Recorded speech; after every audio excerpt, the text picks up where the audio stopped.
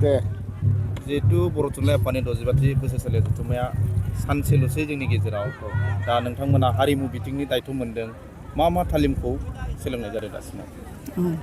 खुलुमबाय नोंथांमोननि चेनेलसिम आंनि गोसो गोरबोनिफ्राय खुलुमनाय जासिहरग्रोबाय।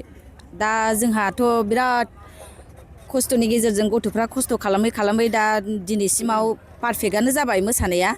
दा जोङो 6टा ना 7टासो दं आरो जोंहा मोसानाया 7टा।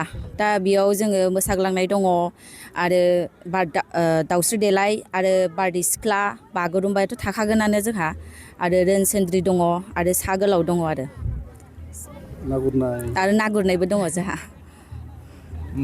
साबेसे मोसाग्रा आरो दामग्राफोरा बाहागो लादों? मोसाग्रायाथ' गासै जोंहा 128 जन दङ आरो दामग्राफ्रा खमावबो 40 जनसो दङ आरो जोंहा। बिदिनो आरो आलदा मोसानायाव एसे मानसिफ्रा एसे बेलेग आरो माने रोनसोन्द्रियाव जोंहा माबा जागोन 64 जन आरो जेखाइ मोसानायावबो 64 जन जागोन आरो बागुरुम्बा बेफोराव 128 जन जागोन। हाबाफारियाव बाहागो लानो थाखाय माबायदि साखाफारा जाखो? जोंहाथ' जाबायानो अलमस्ट माने जाजोब्बाय, पारफेक्टआनो जाजोब्बाय खस्थ'नि गेजेरजोंबाबो। दा खालि श' खालामनांसिगौल' आरो। सानसेल' सानसेल' दिनल'सै माबायदि साखाफारा भलन्टियारनिफ्राय लानानै एभ्रिथिं? खुलुमबाय गिबियावनो बर' खौरां आरो गुबुन खौरां बिजों नायगिरि सिबिजाथाव आइ आफा रायजो राजा बयनिसिमबो खुलुमनाय सिबिनाय आरो गोदान बोसोरनि गाहाम हामलायनायखौ गिबियावनो बावहरबाय।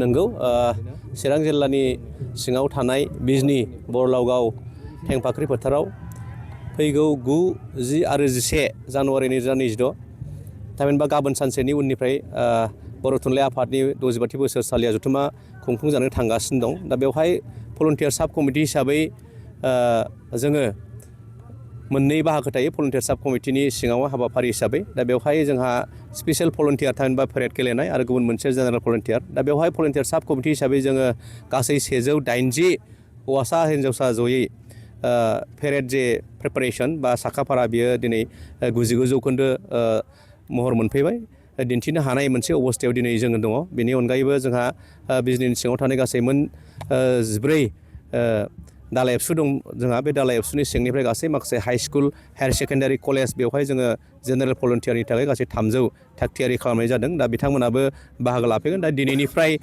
जोंनि स्पेसियेल भलन्टियार थामहिनबा पेरेडनि बाहागो लानाय गासै भलन्टियार्सफ्रा दिनैनिफ्राय जोङो केम्प खालामनानै दोननाय जासिगोन बा दोननो थाखाय जोङो थागथियारि खालामबाय। जिहेतु रायजो राजाफ्रा हाबाफारियाव बाहागो लाफैगोन, पार्किं जायगा गारि मोननायनि थाखाय माबायदि सुबिदा? बेवहाय 65थि बोसोरसालिया जथुम्मानि जे पार्किं बेवहाय जोङो जिहेतु आसामनि गुबुन जायगानिफ्राय बेयाव बाहागो लाफैगोन, गोबां बाहागो लाफैगोन। जोंनि मोनदांनायाव गैयाब्लाबो 2 लाख हयथ' 11 अक्ट' खालि जागोन। दा बेखौ नोजोर होनानै जोंहा बरलावगा मोनसे माने गेजेर जायगा जायो। बेवहाय मोननै लामाजों जोङो हाबनो हायो बिजनि टाउननिफ्राय फैनानै भेटागावआव मोनसे तिनिआलि जेरावहाय लावगाव जानानै फैयो आरो गुबुन मोनसेया बर' बाजार जानानैबो फैयो। दा बर' बाजार जानानै फैयोब्ला बर' बाजार बारनानै ओरैहाय खोलाहा आमलायगुरि होननाय मोनसे फैलाव फोथार दं, बेवहाय दोननो थाखाय थागथियारि खालामदों। लोगोसेनो जोंहा बिजनि टाउननिफ्राय हाबबोनानै नैबे लेसागावजों हाबबोनायनि उनाव लेसागाव बारनानै खोला लावगावनि सानजाजोंहाय मोनसे दुब्लियाव फैलाव फोथार दं, बेयावबो जोंहा बेवहाय जोङो पार्किंनि थाखाय सुबिदा बेखौ खालामनाय जादों। दा जेबो उसुबिदा जानाय नङा बायदि नुहुरदों। दा पार्किंनि थाखाय बिदि गुबुन लामाजों गुबुन जायगायाव थाग-थिग खालामदों। बेखौ भलन्टियार साब कमिटि हिसाबै जोङो बुंनायाव एसे गोनो गोथो जागोन, नाथाय जा पार्किं साब कमिटि दंखायो हिसाबै बिथांमोना आं साबसिन बुंनो हागोन बायदि आं मोनदांदों। जोंनिफ्राय दा फैगौ 65थि बोसोरसालिया जथुम्मा बर' थुनलाइ आफादनि जोंनि बे हारिमु दालाइ आफादा जोङो हारिमु मोसानाय आरो खननायफोरखौ फुरा साखाफारा जाबाय। खरास खननाय, फ्लेग हइस्टिं, मार्टियास आरो अपेन सेसननि आरो डेलिगेटनि गासिबो साखाफारा जाजोब्बाय आरो सेमिनारनिबो दङ। सेमिनारनि थाखायबो जों साखाफारा खालामनानै लानो हाबाय। मोसानायाथ' जों साखाफारायानो फुरा थियारि जाबाय।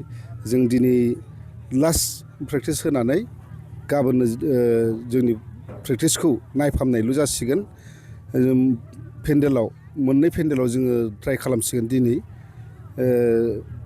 मोनसेया जाहैबाय एगजिबिसन मोनसे मेन पेन्डेलाव जों दा बेखौ थियारि जागासिनो दङ मोसानो थाखाय साखाफारा खालामनो थाखाय रेडि खालामनो थाखाय आरो